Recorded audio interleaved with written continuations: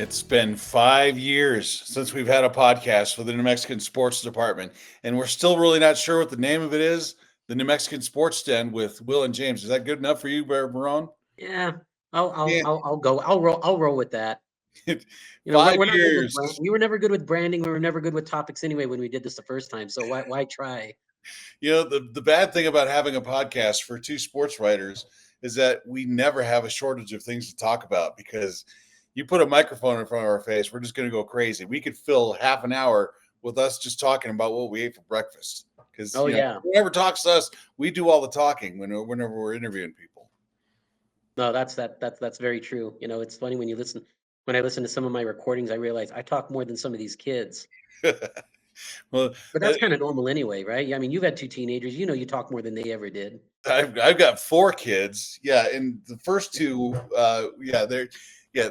What I've learned through many years of both parenting and working as a journalist is that a lot of times the way to get a kid talking is to ask them about themselves because their favorite subject is them. So it takes a while. You got to loosen them up first. And although we'll get into some of the local stuff here in a minute, James. And I know you're still in mourning from the Super Bowl.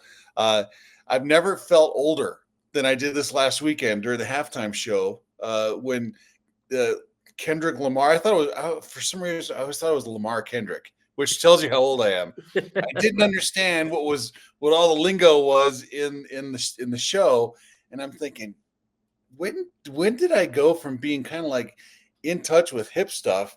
I don't have any idea what's going on. So Yeah, like all we knew is that there was a feud between him and Drake, and apparently he already won, but then he won again, and he just keeps winning. yeah.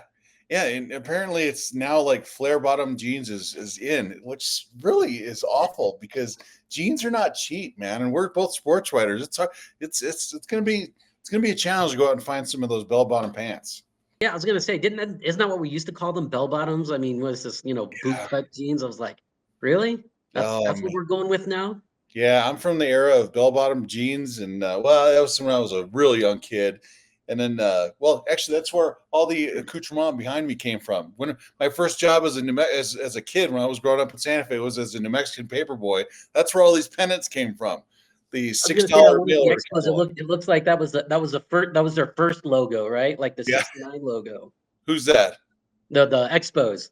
Yeah, you like that? The Expos, yeah, the old Detroit Tigers, the '84 band. Yeah, You know, it's you even got the old school Marlins with the yeah. the Trident M. You know. That's one of my newer ones too. Yeah, this is the kid fort for my son's bedroom. But yeah, so yeah, high tech stuff for the New Mexicans launch of their new podcast for sports is I'm doing it from my son's bedroom. So, Yeah. Meanwhile, I've got a bunch of fake flowers behind me, so yeah, yeah. in a I just kitchen. I just hope my dogs don't start barking because that would be bad.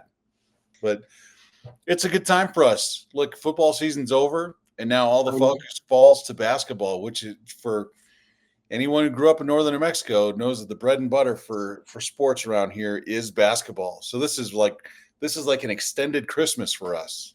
Oh yeah, absolutely. And no, now we don't have to worry about dealing with all that NFL stuff that kind of occupies our time. And now we can just talk about Lobos and preps and give everybody and give all of our readers, or I should say our listeners or viewers.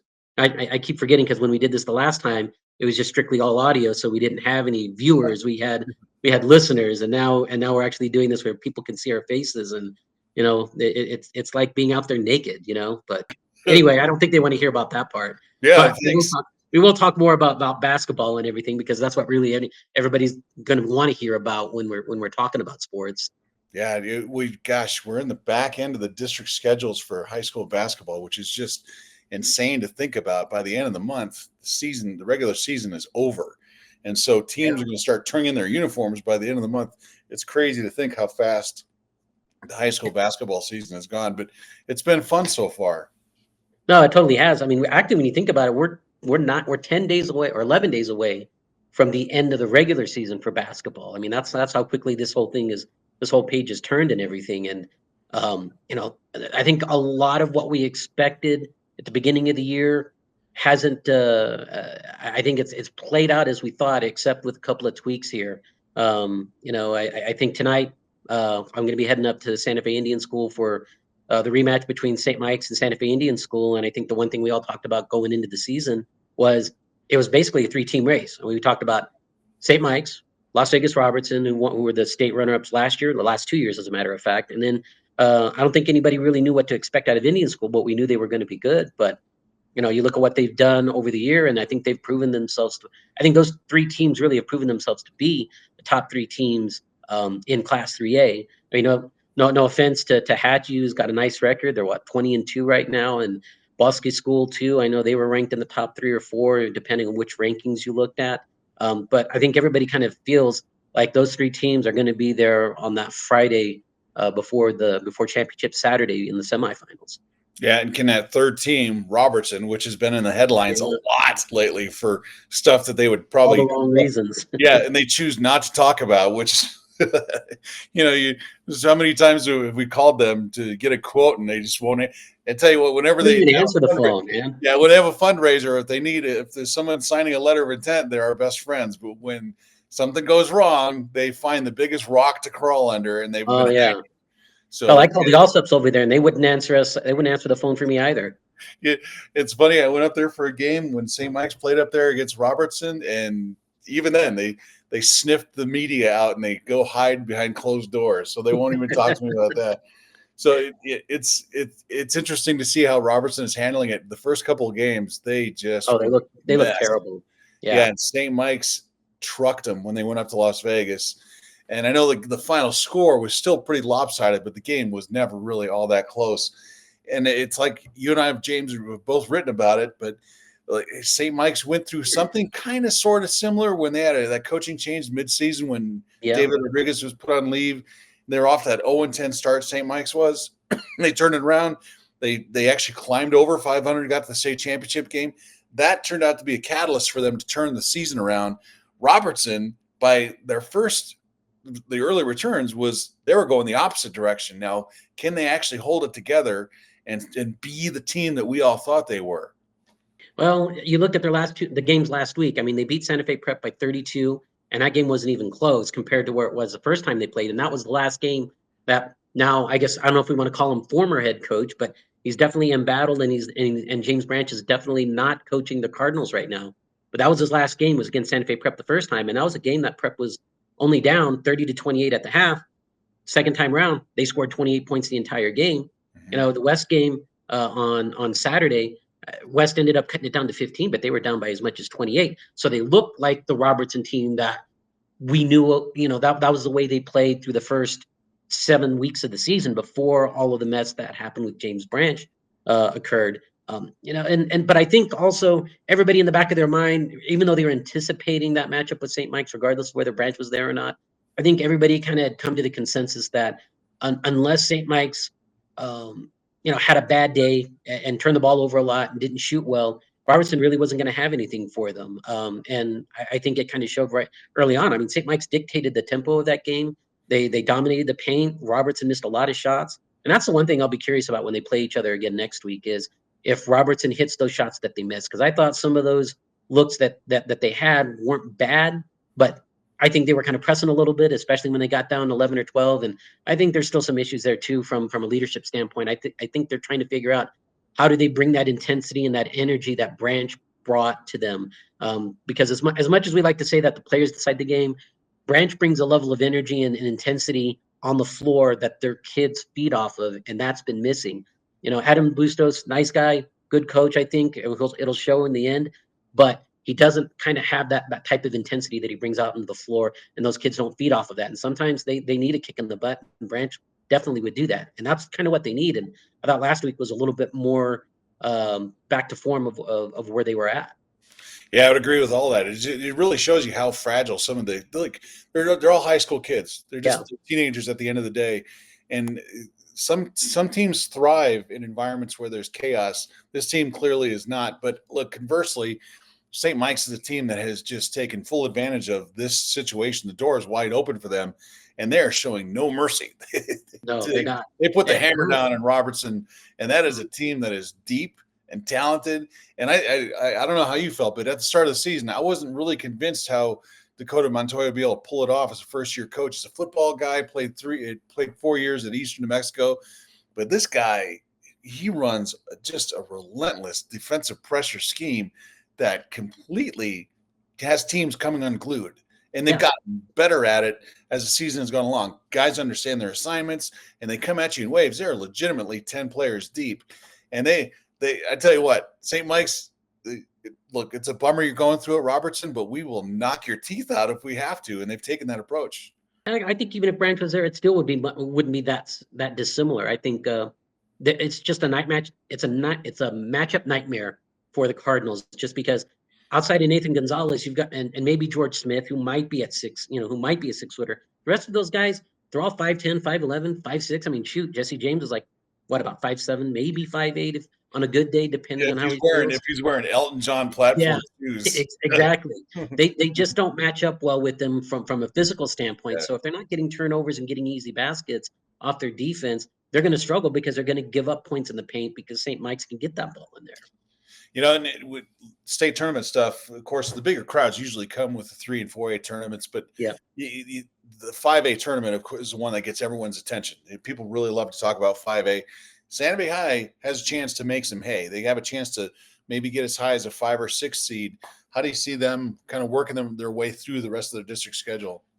Well, first, they got to get through that part, and that's always kind of the tricky thing for them. I mean, I've seen that team probably about 7 or 8 times this year, and their issue is they play well in spurts, and when they play well, they can really blitz teams with 10, 11-point outbursts that kind of give them a double-digit lead, but then they give it right back. They played El Dorado a couple of weeks ago, and that was a game where they'd get that lead up to 9 or 10 points, and then El Dorado would make a 6 or 7-point run, get that thing down to a 1-possession game. They'd push it back up to about 12 or 13. El Dorado would come right back. And that's kind of been their problem, is they're just kind of just not being able to sustain that energy and that intensity, especially and just the intelligence, because sometimes they turn the ball over and they give away a lot of possessions, and that's going to be a problem when they play good teams. Kind of saw that against Sandia last week. It's a 6-point ball game with like a minute into the fourth quarter, and then they just take bad shot, turnover, bad shot. They missed 13 straight threes at one point, and they really shot themselves out of that game. And Sandia took advantage of it. And against really good teams, you can't do that because you're going to find yourself down 15, 16 points right off the bat.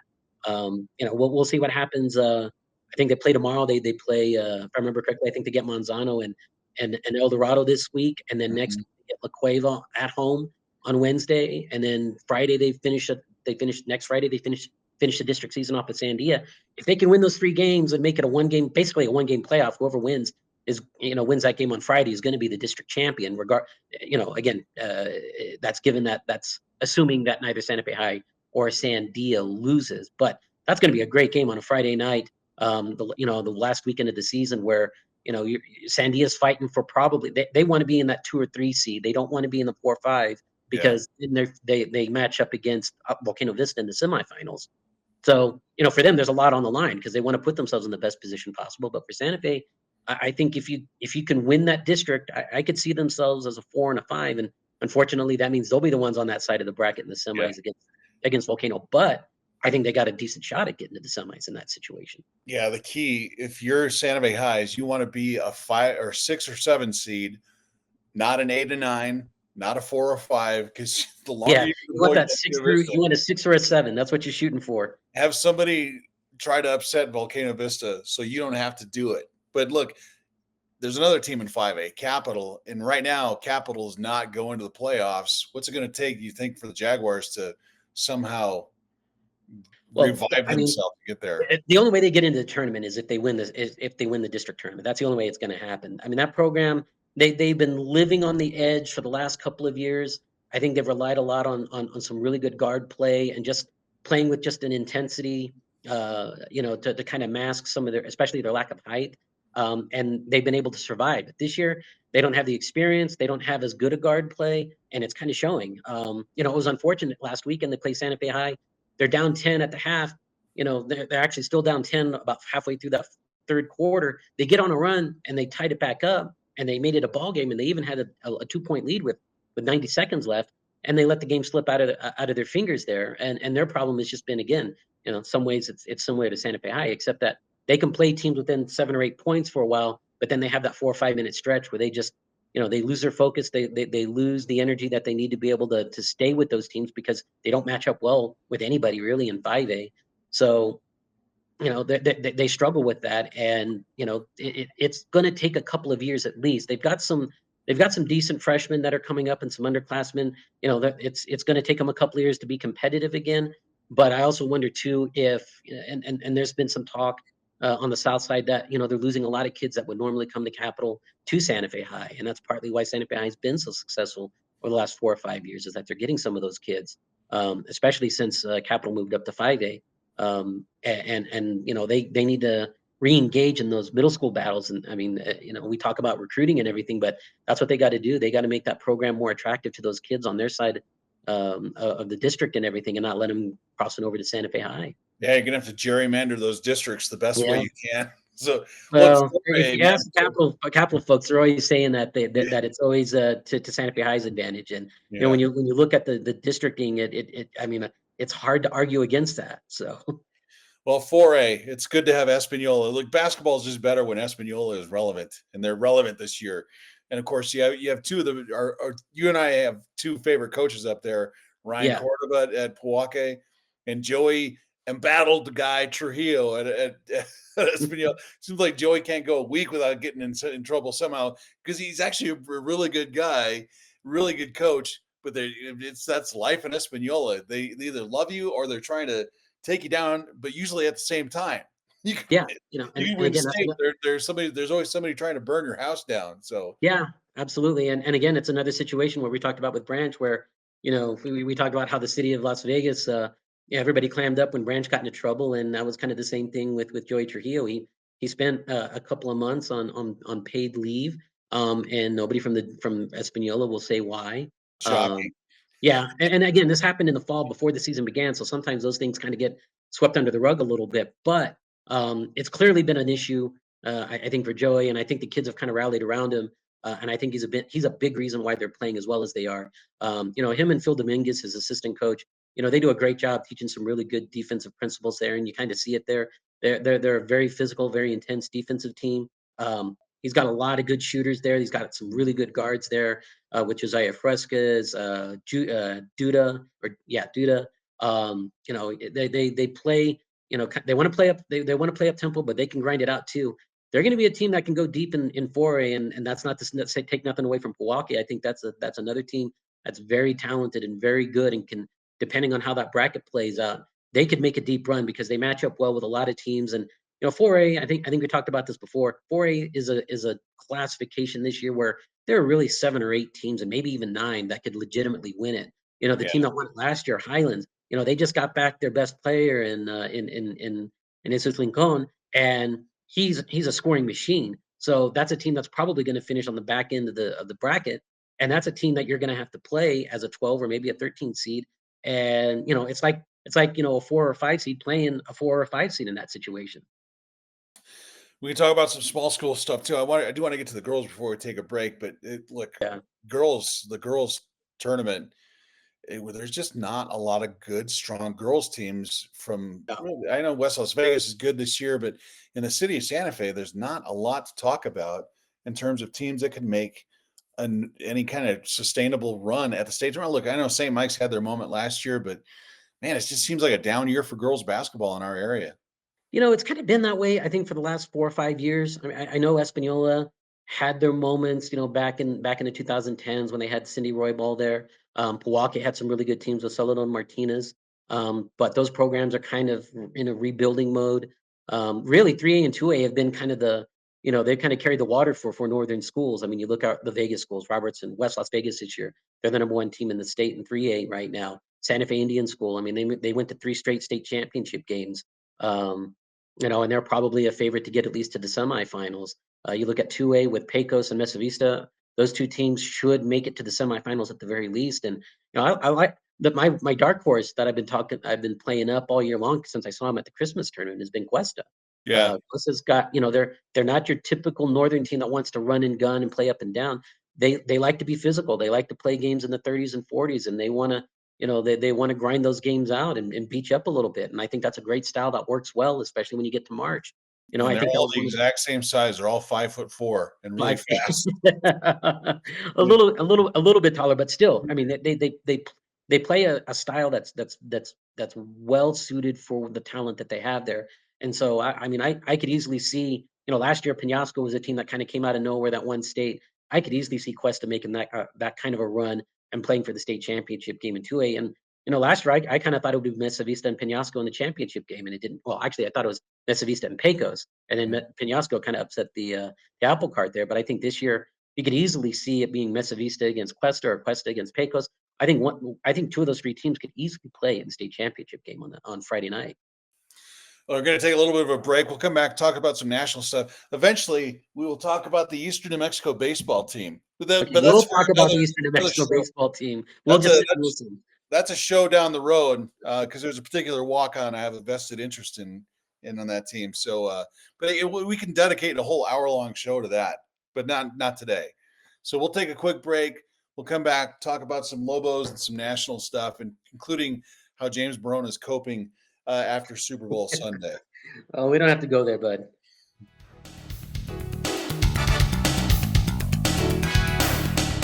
All right, we were supposed to go about 15 minutes there, James. We went a lot longer, and that's the problem with us. It's not what we normally do, though. It happens every single time. When we were doing our podcast last time, we were like, let's just keep today's show to 15 minutes, and 45 minutes later, yeah, you and I are sitting on the roof of the New Mexican newsroom, and we're still talking. So that's getting a sunburn because it was a hot day that day. I tell you what, we should try to take the show on the road. It depends on how good the audio is. It's a different thing when you can see us, because when it was just us and a microphone before, it wasn't too bad. But now you actually have to brush your hair and make yourself have to look halfway decent. Yeah. Presentable. God, I can't run around in your bathrobe like you used to. Oh man, I tell you, I go 3 or 4 days without combing my hair. Now I actually have to brush my hair, which really is a drag. But what are you gonna do? And you've got the world's greatest wife to let you get away with that. I tell you, I have an eyebrow hair that goes out of whack, and Chris is all over that. My wife, it's a thing. It's like that Seinfeld episode where George was allowed to wear a velvet tracksuit.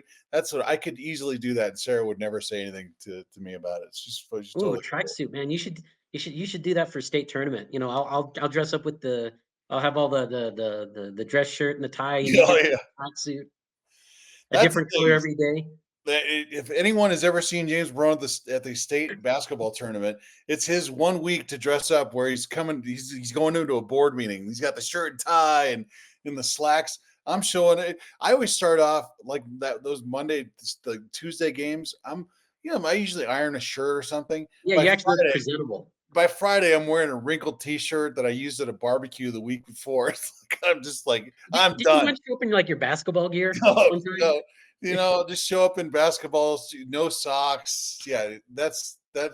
But by the end, I'll give it to you, man. By the end of the week, you're still wearing those pleated pants like a cat, like you're getting paid. Oh, so. It's my favorite. It's my favorite time of the year. So I want to play up to it, man. Yeah. Well, like we could talk about some basketballs a little bit more. University of New Mexico, that right as we're recording this, they are 20-4. They're in first place in the Mountain West. They do play a game Wednesday night against Wyoming, but they're a team that has been sliding up the metrics seemingly every single week. And it's my contention, having watched this team all season, that the Lobos aren't quite as talented as they were last year, but I think they're actually better. And that says a lot, because this team actually looks like a college team. They're big. They got length on the perimeter. They got length inside. They replaced Jalen House and Jamal Mashburn, 2'6" guards, with a 6'9" transfer from Arizona. 6'2". Yeah, and they have a 6'10" freshman from Serbia, and they're big and tough and mentally prepared for this grind. And I'll tell you that they're a fun team to watch just because they play defense and they get after you. Man, everyone talks about their offense, but when you look at the metrics on KenPom, they're a top 25 team in defense. Yeah, and the other thing that I've kind of noticed too, and I was actually talking with a friend of mine over the weekend about this. I think this team's deeper than they have been the last couple of years, and I know you alluded to it last week with your story about the February swoon, and I think some of it was, I don't think Patino went really deep into his bench the last 2 years, and I think the team got worn down by the time they got to the dog days of February, and that's why you struggled. This team, I mean, you looked at the number of guys that are playing at least 8 minutes or more, I think he's got like 9 guys, 10. Yeah. He's 9, 10 deep, and he's comfortable with that. And that makes all the difference in the world when you get to this point, because guys aren't having to exhaust themselves 35, 40 minutes at a time. Even I know Dent's kind of the anomaly, but man, Dent could play forever, it seems like. Yeah. Well, we're Selection Sunday is 5 weeks away, 5.5 weeks away, and they've got a huge game this weekend. They're playing Utah State at home. The game's been sold out since last week. Look, if you can talk all day about the job Richard Pitino has done as head coach, but I think the thing that he's really done that I didn't think was possible is he actually brought the fans back. The people are actually showing up. During conference play. They're averaging about 14,000 fans a game. They're one of the top. They're in the top 20 in national attendance. And over the weekend, I went up to the Air Force game in Colorado Springs, and they listed the attendance as about 20. I think it was 2,900. Easily 60% of that crowd was wearing red. And so, granted, it's the Air Force, and it's a team that probably shouldn't even be Division One, but it just shows you that the fans are here. They're truly behind the team in ways that we haven't seen in about a decade or so, Yeah. and they're excited for good reason. This team could actually be one of these teams that gets in the NCAA tournament, wins a game, and has a legitimate shot at the second weekend, which would mean it's the Sweet 16 for the first time in their history. So Yeah. it'll be fun to watch them. It's funny because even when when the Fox Sports team was doing the UNLV game up in Vegas, they went out of their way to mention that, basically that arena, whenever the Lobos are there, it almost becomes the Pit West. Especially for the Mountain West tournaments, or even Mhm. when it was the WAC tournament back in the day. Lobo fans will show up when they have a reason to go there, and this team definitely is giving them an opportunity. And what I like right now, and again, we still got what, a month left really in the regular season before we get to the tournament, but I think they put themselves in a better position now than they did last year. I think everybody was kind of wondering how close they were to the bubble, and then it turns out they were off it by the time we got to the tournament. I think they're in a much better position this year, even if they lose a couple of games, as long as they're not like, well, they've gotten, I think, one of some of the trap games out of the way where that really could hurt them. I think right now they're in a position where even if they do lose a couple of games here down the stretch, it's not going to hurt them like maybe it did last year. I think the metrics are pointing upward and putting them in a better position than they were last year. Yeah, Although I they're still think playing. they may end up being like an 8 or a 9 seed. Yeah, they're playing Wyoming tomorrow on Wednesday night, and then Wyoming's won more games in the pit than any other rival that they have on their schedule. It's Which, funny, everybody was worried about going up to the AA, and the yeah, problem is they do as good a job down here as we don't do up there. yeah, and one of my favorite things to do is it's weird because I'll peruse some of these websites where the fans can go in there and banter back and forth, and people from Utah State are convinced that they have the best fan base in the Mountain West. Which, to me, I'm thinking, well, I don't know if you've ever been to San Diego, because the fans there are pretty passionate, and the fans They here. don't need a cheat sheet either. Right. Yeah, everyone talks about how, hey, we sold the game out against UNM, but when you consider that half those tickets were free because they were student tickets, Hmm. or you go to a UNM game and the average ticket in the pit, the lower, I think the lower 20 rows in the pit, they're all at least $50 per seat. Yeah, You're yeah, filling all those.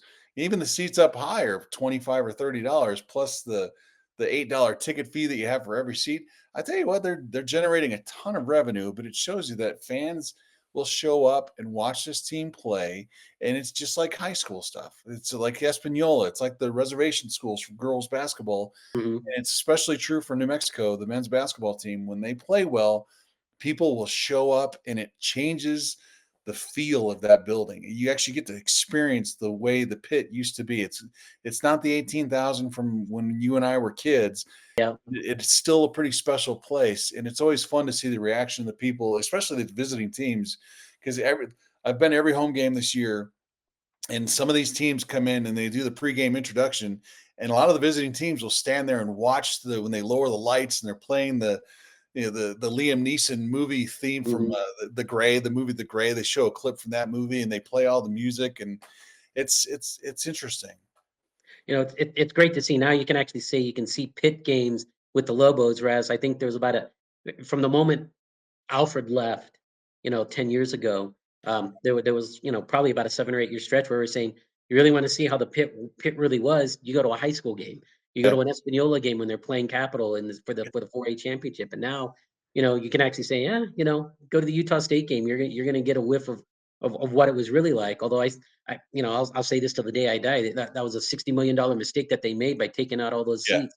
I mean, 17, 18,000 people, it's loud, it's deafening, Mhm. 15, it's still loud, but it's not what it used to be.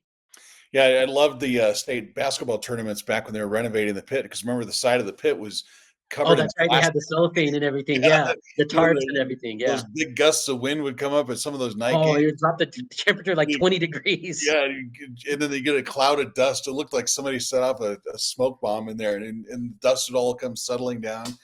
Yeah, those are the but you're right. They should have not. The pit is a special building, and it does look nice. The outside of the building No, it quite does. a bit better, but yeah, they stripped the heart and soul out of that building when they reduced the capacity and made it like they cater to the expensive seats, which is fine. It's all about revenue for UNM, and you're trying to do that. But at the same time, like you got that reputation because the fans showed up no matter what, and they were rabid about it, and that's it's. But that's Patino somehow he's managed to bring them back, and now the question moving forward is there enough money in that piggy bank to keep these guys Oh, yeah. around? Because Yeah. you're all on 1-year contracts. Look, Donovan Dent, I know he's making about a $500,000 at least in the NIL. Can you keep him around? I know he loves UNM. His family is loyal to Coach Patino, but do you keep Coach Patino around? Can you afford to keep him? He's making What's the bigger question? Is it keeping Patino or keeping these guys? At this point, I think it's Patino. He's making 1.2 million, which is I kind of gather the money. It's obviously a factor, but the subtle hints that I've picked up on, and he probably would never admit this publicly. It's the infrastructure. Can UNM inject enough money into that basketball program so they can charter flights to every single road game? And when you think about it, well, what's the big deal about jumping on Southwest Airlines and flying to Las Vegas? Well, you're getting a bunch of 6'10" guys, and you're putting them on a commercial jet, and you're flying. Maybe you got to fly through Phoenix, and then you're at the mercy of the schedule of the airline. You got to go through security checkpoints and all that.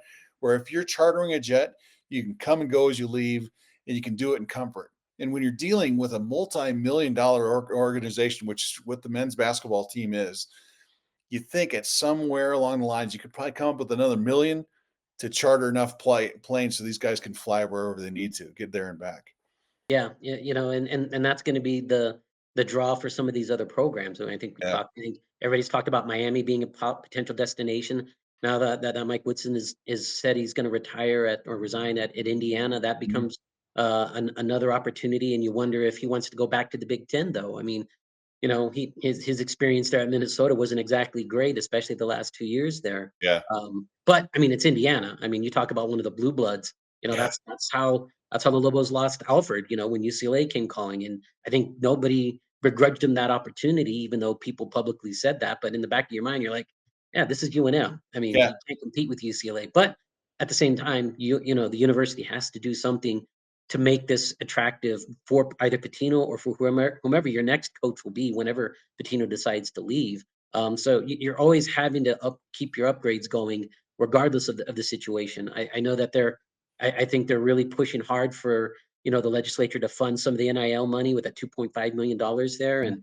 and that would be a big boost. But I mean, let's be honest. I mean, it's not like other legislatures and other schools and other states aren't going to get that kind of a boost as well. So Yeah.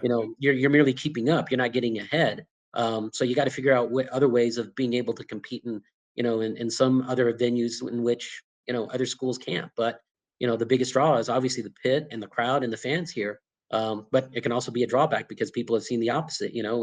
I don't think Craig Neal could ever walk into that arena Correct. safely, even if there's like 2 dozen people out there in the corridor or something. They'd probably beat the crap out of him if he showed up. Well, the Indiana job, I know Indiana is averaging about 16,500 fans a game. It's a Big Ten program, so they do draw the fan. And I know that he could actually walk into a situation where they love basketball probably more there than they do here. As far as Steve Alford, what are I follow Nevada's basketball account on Instagram, and it's Uh-oh. funny every now and then you see Steve Alford post videos from his office, and on the wall behind him he's got pictures of UNM. There's a picture of him holding the Mountain West Trophy on the pit floor. You can Yeah, tell, he you know, has He left the girl he never should have, right? Yeah, he may have broken up with her, but he still got her picture on the nightstand. That's kind of the way it works. And Well, so, that'd be the $1 million question. If yeah, Patino does leave, does Alfred pack his bags and get the hell out of Utah? He's jumping on that fax machine I should say immediately. Reno. So Like, hey, remember that 10-year contract I signed and then didn't honor? It's all you guys forgot about that, right? So there's that, and then I think really another thing that has to be talked about with UNM and the future of the men's basketball team. Can they hold on to Patino? Can they hold on to some of these guys? Is the conference is falling apart. The yeah, conference, the Mountain West, was the strongest basketball conference west of the Mississippi when the Pac-12 fell apart. And the C had 6 teams in the conference go to the NCAA tournament. That's when the Pac-12 was still together. This year, you'll probably get 3, 4 if you get an off-lier winning the conference tournament, but yeah. it's still a legitimate basketball league. Instead of merging Washington State and Oregon State with the Mountain West, which is what they should have done, money won out. All that Pac-12 money sat in those 2 schools' account, and they siphoned away some of the best schools in the Mountain West. So now you just rip this conference right in half. And look, I know they're trying hard to hold this thing together, but you're adding Grand Canyon, which is a decent basketball school, but then you add UTEP, which really brings nothing to the table outside of nostalgia. You're adding Northern Illinois, which has a solid football team, but you're not bringing them in for basketball. No, The you're not. basketball conference gets noticeably worse, Yeah, and that UC is Davis. absolutely, yeah. UC Davis is another one. UC Davis is like, really, and so yeah, the thing is, what coach can build a consistent top 25 program in a league like that? They're basically going from the Mountain West to becoming like the WAC or the Sun Belt at this Yeah. point, which is just too bad. You think, man, they Mountain West and the Pac-12 had a golden opportunity, and they let money win out. And that's the sad thing about the whole thing. And you still got to wonder too how much the upcoming media rights deal is going to impact this, because Yeah, if those schools that decided to leave the Pac-12 realize I'm getting just $1 more than what I would have gotten at the Mountain West, is it really worth it? I think yeah, at some point, and I've already heard rumblings too that I think some of the Pac-12 representatives are realizing they're not getting the deal that they think they're going to get because they don't have anything that's attractive.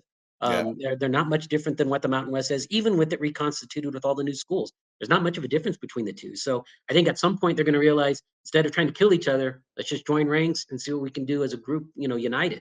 Whether it's under the Pac-12 flag, whether it's the Mountain West or some conglomeration, at some point they're going to realize they're killing each other over what amounts to table scraps. yeah. And honestly, I don't think anyone really cares what the name of the conference is. You want to keep the Pac-12, keep it. You want to call it the Mountain Pack or whatever, that's fine. But then the question after that becomes, so about the UTEP thing, about UTEP How and many guys UC are how many Davis. guys are you kicking back out the door? Maybe Because is there an you escape probably clause want in to. that contract where you can just like backdoor them right back to where Yeah. they came from? I think you probably want to keep it to a 12 or 13, maybe a 14 team league. But Yeah, yeah, you're going to have some hard conversations with some schools like UC Davis or UTEP, where you're like, yeah, yeah, things have kind of changed, and we're gonna have to rethink our position on you guys. yeah. And look, a school like Air Force, Air Force is the part of that negotiating deal that they had with the Mountain West is they get a bigger piece of the pie, them and UNLV, than any other school. But Air Force is a school that's going to really, really struggle in the modern times, because if you lose a player to the transfer portal, you can't go into the transfer portal and get one back. That's Yeah, not the way the Air Force Academy works. They have to bring in a true freshman who gets a congressional letter of recommendation, yeah, and then you're building with this youthful roster that is never really going to get older. Because if these guys, like Paul Skeens was an Air Force guy and he transferred mhm. to LSU to play baseball, these guys are just going to leave because they're going to get a ton of money. And so football, basketball, all those sports, it's going to be harder for them to keep up. And as Well, weird as it's going to seem weird to see Air Force getting kicked to the curb a little bit in football, but that's just the way it's going to be. you're already kind of starting to see it a little bit. They're not near as good as they were even 5, 10 years ago. Yeah, yeah, their basketball team was not impressive in the least. And granted, they're 3-21 at this point. They've lost every game they played in the Mountain West, and there will be years where they can win 4 or 5 games. Probably, look, they upset the Lobos last year, but I think the future for the service academies is going to be tough in the NIL era. Yeah, So we'll see. yeah. Now, James, the big question: how are you doing after Sunday? I know you're a big Chiefs guy, but man, first of all, I'm surprised you're sitting upright. I thought maybe you'd be lying in a ditch somewhere. But how you doing? I was surprised. I was quite serene, whereas during the AFC Championship game, I was losing my freaking mind here, and Chris would attest to that, just how insane I was going. But once I got down 17-0, I was like, yeah, this team isn't made to come back like everybody thinks. Everybody was talking about, oh, they'll fall behind by 10 and they'll come back, and I was like, this offense isn't made for that. This team isn't made for that. And in all honesty, after I saw that first drive, I was like, they're in trouble because they got out of what they like to do. I mean, they like to try to create mismatches, run different types of personnel. They didn't run 2 and 3 tight end sets like they did during the playoffs at all. I mean, I think they did it like maybe a quarter of the time.